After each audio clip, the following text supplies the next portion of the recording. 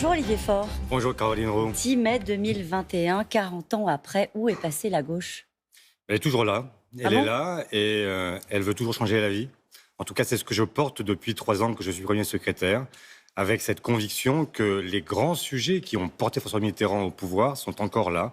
La défense des services publics, la volonté de réduire les inégalités, la volonté de donner une éducation à chacune et à chacun. Ce sont tous les thèmes qui reviennent à Très travers bien, de alors cette pourquoi on crise l'entend sanitaire. pas? On l'entend, regardez, je suis là devant vous, il y a des gens aujourd'hui qui portent ce message-là. Ils étaient hier dans la rue pour les manifestations pour le climat, j'étais avec eux, et donc il y a cette volonté encore de changer les choses, de ne pas laisser le monde tel qu'il va, parce que le monde tel qu'il va, c'est un monde qui est un monde sordide pour trop nombreux. Dans le Nord, par exemple, qui a longtemps été une terre de gauche, il y a une candidature unique, une candidature de rassemblement portée par Karima Delli.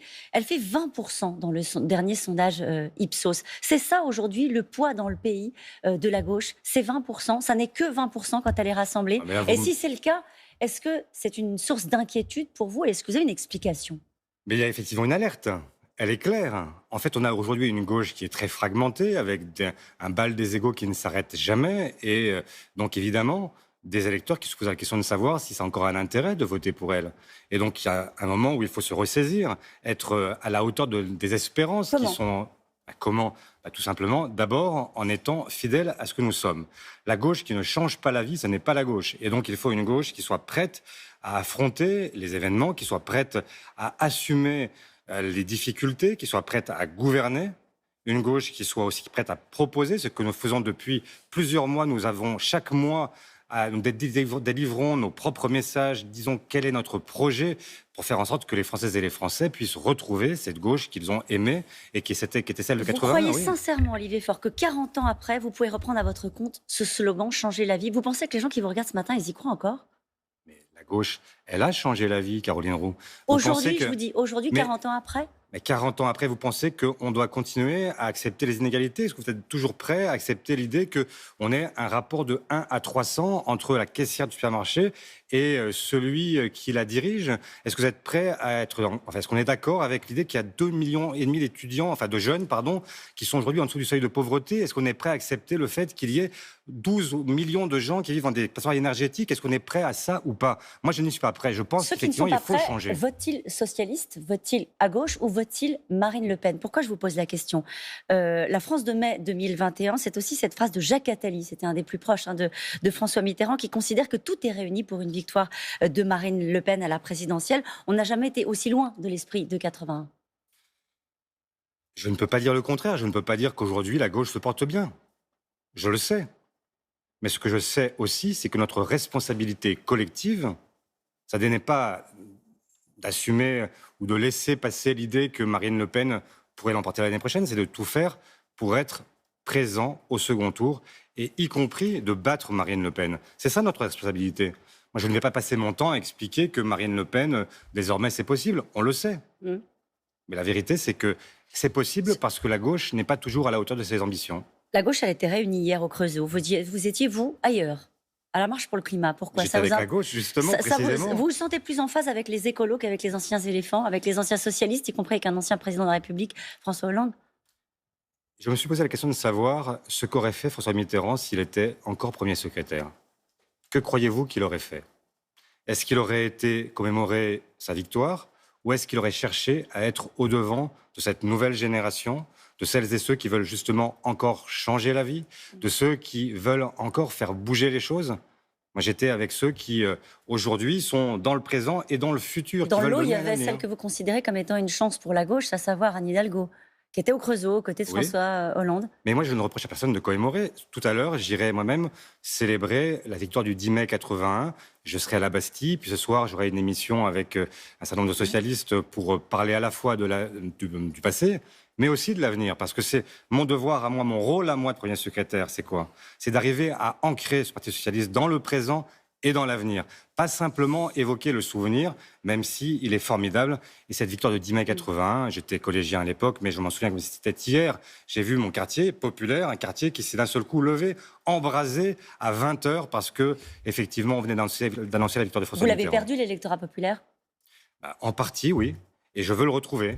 Je pense que nous avons un devoir qui est de leur expliquer effectivement que si aujourd'hui il y a une protection à assurer, eh bien c'est par les services publics, c'est par un partage plus équitable entre les uns et les autres, c'est en faisant en sorte que chacun ait un avenir, par l'éducation notamment. Voilà, c'est ça le message de la gauche et c'est ce message-là que je veux continuer à porter. Et vous avez un message ce matin, et d'ailleurs hier aussi de la part de François Hollande, qui vous fait en quelque sorte la leçon en citant Mitterrand et dit Mitterrand avait compris que ce n'était pas l'union qui faisait la force, mais la force qui faisait l'union. Il estime en gros que vous vous trompez de stratégie, qu'il faut un PS fort. Qu'en pensez-vous? Vous êtes...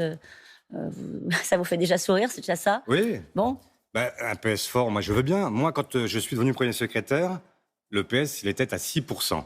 C'est Depuis, nous avons l'héritage gagné des de élections François municipales. Hollande. Ben, écoutez, vous l'attribuerez à qui vous voudrez. Moi, je n'ai pas hérité du Parti socialiste à 40 ou 50%. J'en ai hérité à 6%. Et aujourd'hui, je me bats. Alors, pendant la tempête, j'aurais aimé que tous ces gens qui font des leçons eh bien, soient aussi là pour aider le Parti socialiste. J'ai senti souvent qu'il y avait beaucoup de dénigrement de ce qui se faisait, de cette nouvelle génération qui pourtant a pris sa responsabilité, qui a gagné les élections municipales, qui là se bat pour les régionales, les départementales et qui se battra l'année prochaine pour les présidentielles. Donc Il oui, gêne, cette génération-là... François Hollande, le renouveau du Parti socialiste, disons les choses, Olivier Faure, en ce 10 mai. Dans cette interview dans Le Parisien, on a l'impression qu'il est presque candidat à la présidentielle. Moi, je dis simplement que pour faire la leçon, il faut s'appliquer à soi-même les leçons qu'on donne. Ça veut dire quoi? Ça veut dire tout simplement qu'on ne peut pas être en permanence à faire la leçon quand on a une responsabilité dans l'échec de la gauche. Et donc, il faut maintenant que tout le monde se mette sur le pont, tout le monde cherche à avancer plutôt qu'à chercher à tirer toujours, à penser à soi quand il faudrait penser collectif. Moi, ce que je fais depuis 3 ans, c'est que je pense collectif. Est-ce que vous m'avez entendu une seule fois parler en mon nom propre, penser uniquement à mon avenir? Non, je cherche à chaque fois à penser même au-delà du PS, parce que je pense qu'aujourd'hui, ce sont les Français qui attendent, qui regardent et qui voient une gauche qui n'est pas à la hauteur de ses espérances. Au-delà du PS, rassemblée avec une gauche réunie. Pourquoi hier, on ne voit pas cette gauche réunie à cette grande marche sur le climat? Pourquoi marche chacun dans son coin? C'est pas vrai, j'ai marché avec Annick Jadot, vous pouvez, il y a des photos en fait qui en témoignent.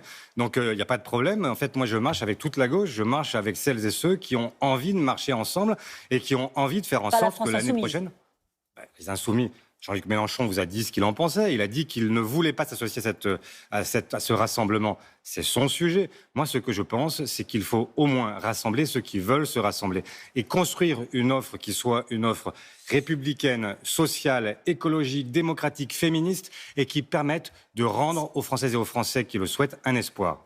Une dernière question. Il y a une nouvelle tribune de militaires qui est publiée sur le site de Valeurs Actuelles intitulée « Pour la survie de notre pays » par des militaires d'active, cette fois-ci, qui sont anonymes. Alors il dit « Nous avons vécu l'opération Sentinelle, nous avons vu la banlieue abandonnée, les accommodements avec la délinquance, nous avons subi les tentatives d'instrumentalisation de plusieurs communautés religieuses pour qui la France ne signifie plus rien ». Ça vous inquiète, ces tribunes ? Oui, ça m'inquiète. Et là encore, ça devrait amener la gauche à réfléchir face à toutes ces menaces.